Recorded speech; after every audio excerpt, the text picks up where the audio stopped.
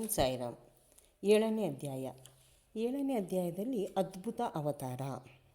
ಬಾಬಾರವರ ಅವತಾರದಲ್ಲಿ ನಾವು ಅವರ ಶ್ರೇಷ್ಠತೆಯನ್ನು ಮತ್ತು ಅವರ ಸ್ವಭಾವವನ್ನು ವರ್ಣಿಸಲು ಸಾಧ್ಯವೇ ಇಲ್ಲ.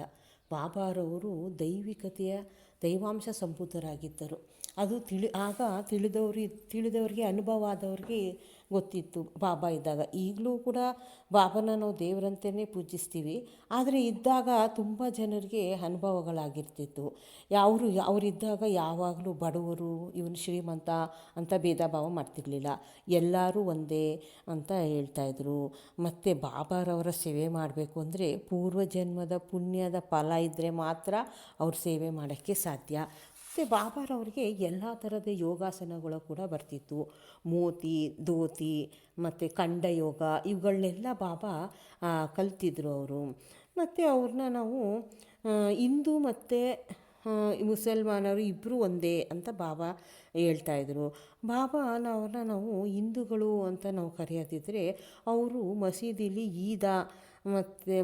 ಮತ್ತು ಮಸೀದಿ ನಮಾಜ್ ಮಾಡೋದಕ್ಕೆಲ್ಲ ಅವಕಾಶ ಕೊಟ್ಟಿದ್ದರು. ಮೊಹರಮ್ಮ ಸಮಾರಂಭದಲ್ಲಿ ಕೂಡ ಮಸೀದಿಯಲ್ಲಿ ತಾಜಾ ಕಟ್ಟಲು ಕೂಡ ಅವರು ಸಲಹೆ ಕೊಟ್ಟಿದ್ದರು. ಆವಾಗ ನಾವು ಹೆಂಗೆ ನಾವು ಅವ್ರನ್ನ ಹಿಂದೂ ಅಂತ ಹೇಳೋಕ್ಕಾಗುತ್ತೆ ಅಲ್ವಾ? ಬಾಬಾ ಸರ್ವದೇವರು ಒಂದೇ, ಅಲ್ಲಾ ಮಾಲಿಕ್ ಸಬ್ಕಾ ಮಾಲಿಕ್ ಏಕ್ ಅಂತ ಹೇಳಿದ್ದಾರೆ. ಮತ್ತು ಅವ್ರನ್ನ ನಾವು ಮಹಮ್ಮದಿಯರು ಅಂತ ಹೆಂಗೆ ಹೇಳೋಕ್ಕಾಗುತ್ತೆ? ಅವ್ರು ಕೆಲವರಿಗೆ ರಾಮನ ರೂಪದಲ್ಲಿ ದರ್ಶನ ನೀಡ್ತಿದ್ರು. ರಾಮನವಮಿ ಮಾಡೋದಕ್ಕೆ ಅವಕಾಶ ಕೊಟ್ಟಿದ್ದಾರೆ. ಗೋಪಾಲಾಷ್ಟಮಿ ಮಾಡೋಕ್ಕೆ ಅವಕಾಶ ಕೊಟ್ಟರು. ಮತ್ತು ಅವರು ಯಾವಾಗಲೂ ಪವಿತ್ರವಾದ ಧುನಿಯಲ್ಲಿ ಕುತ್ಕೊಂಡು ಅಗ್ನಿ ಉರಿಸ್ತಾಯಿದ್ರು. ಅಲ್ಲಿ ಹೋಮ ಮಾಡೋದು, ಅನ್ನ ಅರ್ಘ್ಯ ಮೊದಲಾದವುಗಳನ್ನೆಲ್ಲ ಮಾಡ್ತಾಯಿದ್ರು ಅವರು. ಮತ್ತು ಅವರು ಯಾವಾಗಲೂ ಶಂಖ ಊದೋದು, ಗಂಟೆ ಬಾರಿಸೋದು ಇದೆಲ್ಲ ಕೂಡ ಮಾಡ್ತಿದ್ರು. ಇದನ್ನೆಲ್ಲ ನೋಡಿದ್ರೆ ನಾವೇನು ಅನಿಸುತ್ತೆ ಅಂದರೆ ಅವ್ರನ್ನ ಹಿಂದೂನೋ ಮುಸ್ಲಿಮೋ ಅಂತ ನಾವು ಖಂಡಿತವಾಗಿ ನಿರ್ಧರಿಸೋಕ್ಕೆ ಸಾಧ್ಯವೇ ಇಲ್ಲ. ಇಂಥ ಪರಮ ಪವಿತ್ರವಾದ ಬಾಬಾರವರನ್ನು ನಾವು ಸೇವೆ ಮಾಡೋದು ನಿಜವಾಗ್ಲೂ ನಮ್ಮ ಪುಣ್ಯ ಅಂತಲೇ ನಾವು ಹೇಳ್ಕೋಬೇಕು. ಬಾಬಾರವರ ನಡತೆ. ಬಾಬಾನ ನಾವು ಹೊಗಳೋದಕ್ಕೆ ಈ ಪದಗಳೇ ಇಲ್ಲ.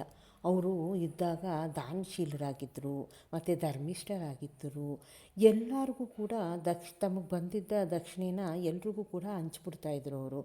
ಕೊನೆಗೆ ರಾತ್ರಿ ಹೊತ್ತು ಫಕೀರರಾಗ್ತಿದ್ರು. ಅವ್ರ ಕೈಲಿ ಏನು ದುಡ್ಡು ಕೂಡ ಉಳಿತಿರ್ಲಿಲ್ಲ. ಕಷ್ಟ ಅಂತಂದಿದ್ದವ್ರಿಗೆಲ್ರಿಗೂ ದುಡ್ಡು ದಾನ ಮಾಡಿಬಿಡ್ತಿದ್ರು.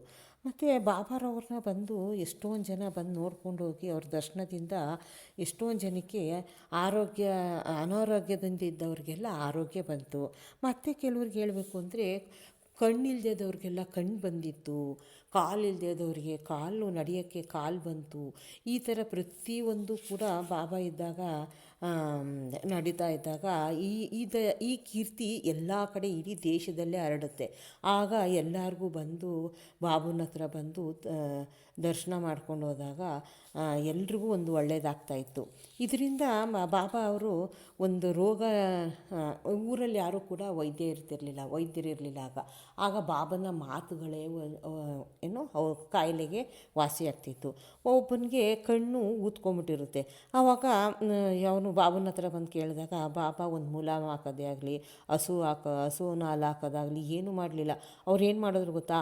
ಒಂದು ಬೀಬಾಕಾಯಿನ ಚೆನ್ನಾಗಿ ಪುಡಿ ಮಾಡಿ ಗುಳಿಗೆ ಮಾಡಿ ಅದನ್ನ 2 ಕಣ್ಣುಗಳಲ್ಲೂ ಹಾಕಿ ಕಟ್ಬಿಟ್ಟು 6ನೇ ದಿನ ಅದನ್ನು ತಣ್ಣೀರಿಂದ ತೊಳಿತಾರೆ. ಅವಾಗ ನೋಡಿದ್ರೆ ಅವನ ಕಣ್ಣುಗಳೆಲ್ಲ ನೀಟಾಗಿ ಸ್ವಚ್ಛ ಆಗಿ ಅವನ ಕಣ್ಣೆಲ್ಲ ಮಾಮೂಲಿ ಥರನೇ ಬಂದ್ಬಿಟ್ಟಿರುತ್ತೆ. ಇದರಿಂದ ಬಾಬಾರವರು ಎಂಥ ಕರುಣಾಮಯಿಗಳು ಅಂತ ನಾವು ಇದರಿಂದ ತಿಳ್ಕೊಬೋದು. ಮುಂದೆ ಬಾಬಾರವರ ಯೋಗಾಧ್ಯಯನಗಳನ್ನ ನಾವು ತಿಳ್ಕೊಳ್ಳೋಣ. ಮೊದಲನೇದು ಧೋತಿ ವಿಧಾನ ಅಂತಂದರೆ ಇದರಲ್ಲಿ ಬಾಬಾ ಏನು ಮಾಡ್ತಿದ್ರು ಅಂದರೆ ಒಂದು ಅಶ್ವತ್ಥ ಮರದ ಕೆಳಗೆ ಹೋಗಿ ಸ್ನಾನ ಮುಂತಾದಿ ದಿನಚರಿಗಳನ್ನೆಲ್ಲ ಮುಗಿಸ್ಕೊಂಡು ತಮ್ಮ ಕರುಳುಗಳನ್ನು ತೆಗೆದು ದೇಹದಿಂದ ತೆಗೆದು ಹೊರಗಡೆ ಬಿಸಿಲಲ್ಲಿ ಒಣಗಾಕ್ತಿದ್ರಂತೆ. ಇದನ್ನು ಶಿರಡಿ ನಿವಾಸಿಗಳು ಕಣ್ಣಾರೆ ನೋಡಿರೋರು ಹೇಳಿದ್ದಾರೆ ಅವರು. ಮತ್ತು ಇನ್ನೂ ಕೆಲವು ಧೋತಿ ವಿಧಾನಗಳೆಲ್ಲ ಬರ್ತಿತ್ತು.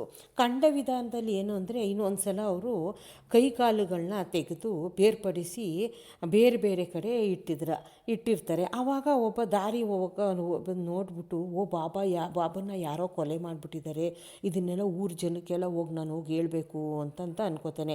ಆಮೇಲೆ ಅವನು ಮನಸ್ಸಲ್ಲಿ ಇನ್ನೊಂದ್ಸಲ ಅಯ್ಯೋ ಇದನ್ನೇ ನೀನೇ ಕೊಲೆ ಮಾಡಿದ್ಯಾ ಅಂತ ಊರವರೆಲ್ಲ ನಾನು ಅಂದ್ಬಿಡ್ತಾರೆ ಅಂದ್ಬಿಟ್ಟು ಅವ್ನ ಪಾಡು ಅವ್ನು ಸುಮ್ಮನೆ ಆಗ್ಬಿಟ್ಟು ಮನೆಗೆ ಹೊರ್ಟೋಗ್ಬಿಡ್ತಾನೆ. ಆಮೇಲೆ ಬೆಳಗ್ಗೆ ಬಂದು ಮಸೀದಿಲಿ ನೋಡಿದ್ರೆ ಬಾಬಾ ಮೊದಲು ಹೆಂಗಿದ್ರು ಮಾಮೂಲಿ ಹೇಗಿದ್ದಾರೆ ಹಾಗೇ ಇರ್ತಾರೆ. ಇದನ್ನು ನೋಡಿ ಅವನಿಗೆ ಪರಮಾಶ್ಚರ್ಯ ಆಗೋಗುತ್ತೆ. ಸ್ವಾಮಿ ನಿಜವಾಗ್ಲೂ ನಿನ್ನ ಅವತಾರ ಅದ್ಭುತ ಅವತಾರ ಸ್ವಾಮಿ, ನಿನ್ನ ವರ್ಣಿಸೋಕ್ಕೆ ನಮ್ಗೆ ಸಾಧ್ಯನೇ ಇಲ್ಲ ಅಂತ ಅವನು ಮನಗಂಡ್ತಾನೆ. ಮತ್ತು ಮುಂದೆ ಬಾಬಾರವರ ಸರ್ವಜ್ಞತೆ ಮತ್ತು ದಯೆಯನ್ನು ತಿಳ್ಕೊಳ್ಳೋಣ. ಅವತ್ತು ಏನಪ್ಪ ಅಂದರೆ ಅವತ್ತು ಒಂದಿನ ದೀಪಾವಳಿ ಹಬ್ಬದ ದಿನ ಬಾಬಾ ಮಾಮೂಲಿ ದುನಿಲಿ ಕಾಷ್ಟನ ಹಾಕಿ ಉರಿಸ್ತಾ ಇರ್ತಾರೆ. ಆವಾಗ ಅವರು ಇದ್ದಿದ್ದಕ್ಕೆ ಆ ಅಗ್ನಿ ಒಳಗೆ ಫುಲ್ ಕೈ ಇಟ್ಬಿಡ್ತಾರೆ. ಆಗ ಅವ್ರ ಕೈಯೆಲ್ಲ ಸುಟ್ಟು ಬೆಂದು ಗಾಯ ಆಗೋಗ್ಬಿಡುತ್ತೆ. ಇದನ್ನು ನೋಡಿಕೊಂಡು ಅಲ್ಲಿದ್ದ ಮಾಧವ ಮತ್ತು ದೇಶಪಾಂಡೆ ಅವರು ಬಾಬನ ಹತ್ರ ಹೋಗ್ಬಿಟ್ಟು ಯಾಕೆ ಬಾಬಾ ಈ ಥರ ಮಾಡಿದ್ರಿ ಅಂತ ಕೇಳಿದಾಗ ಅಕ್ಕ ಸಾಲಿಗನ ಹೆಂಡ್ತಿ ಒಬ್ಬಳು ತಿದಿ ಒತ್ತಾ ಕೆಲಸ ಮಾಡ್ತಿದ್ಲು. ಅವನ ಅವಳ ಪತಿ ಕೂಗೋದ್ರಿಂದ ಅವಳ ಮಗು ಅಲ್ಲೇ ಇತ್ತು. ಆ ಮಗುನ ಬಿಟ್ಬಿಟ್ಟು ಓಡೋಗ್ತಾಳೆ ಗಂಡನ ಹತ್ರ. ಆಗ ಆ ಮಗು ಗೊತ್ತಿಲ್ವಲ್ಲ, ಅದು ಅಗ್ನಿ ಒಳಗೆ ಕೈ ಇಟ್ಬಿಡುತ್ತೆ. ಆಗ ಅದನ್ನು ರಕ್ಷಿಸೋಕ್ಕೋಸ್ಕರ ಬಾಬಾ ಅಗ್ನಿ ಒಳಗೆ ಕೈ ಹಾಕಿ ಎತ್ಕೊಂಡ್ರು. ಅಂದರೆ ಅವ್ರ ಬಾಬನ ಕರುಣೆ ಎಷ್ಟಿತ್ತು ಲೆಕ್ಕ ಹಾಕ್ಕೊಳ್ಳಿ. ಅವ್ರ ಕೈ ಬೆಂದರೂ ಪರವಾಗಿಲ್ಲ, ಮಗು ಬದುಕೊಂತಲ್ಲ ಅದೇ ಅವ್ರ ಖುಷಿ. ಇಂಥ ದಯಾಮಯರಾಗಿದ್ದವರು ಬಾಬಾ ಅವ್ರ ಕೈ ಸುಟ್ಟಾಗ ಏನು ಮಾಡ್ತಾರೆ, ದೇಶಪಾಂಡೆ ಮತ್ತು ನಾನಾ ಸಾಹೇಬರವರು ವೈದ್ಯರನ್ನ ಕರೆಸ್ಬೇಕು ಮುಂಬೈಯಿಂದ ಅಂತ ಬಾಬನ ಕೇಳ್ಕೊತಾರೆ. ಅದಕ್ಕೆ ಬಾಬಾ ಬೇಡ ಅಂತ ಅಂದ್ಬಿಡ್ತಾರೆ. ಆಗ ಕುಷ್ಠರೋಗಿಯಾದ ಒಬ್ಬ ಬಾಗೋಜಿ ಸಿಂಧೆ ಅಂತ ಇರ್ತಾರೆ. ಅವರೇ ಪ್ರತಿದಿನ ಬಾಬನಿಗೆ ಸೇವೆ ಮಾಡ್ತಿರ್ತಾರೆ. ದಹಿಸಲ್ಪಟ್ಟ ಜಾಗಕ್ಕೆ ತುಪ್ಪ ಸವರಿ ಅದ್ರ ಮೇಲೆ ಹಸಿರು ಎಲೆ ಇಟ್ಟು ಬಟ್ಟೆ ಕಟ್ಟಿ ಅದನ್ನು ವಾಸಿ ಆಗೋವರೆಗೂ ಚಿಕಿತ್ಸೆ ಮಾಡ್ತಾನೇ ಇರ್ತಾರೆ. ಆವಾಗ ಬಾಬಾರವರಿಗೆ ಅವ್ರು ಅನ್ಕೋತಾರೆ, ಬಾಬಾರವರ ಸೇವೆ, ನಿತ್ಯ ಸೇವೆ ದೊರಕಿದ್ದು ನನ್ನ ಪೂರ್ವಜನ್ಮದ ಪುಣ್ಯದ ಫಲ.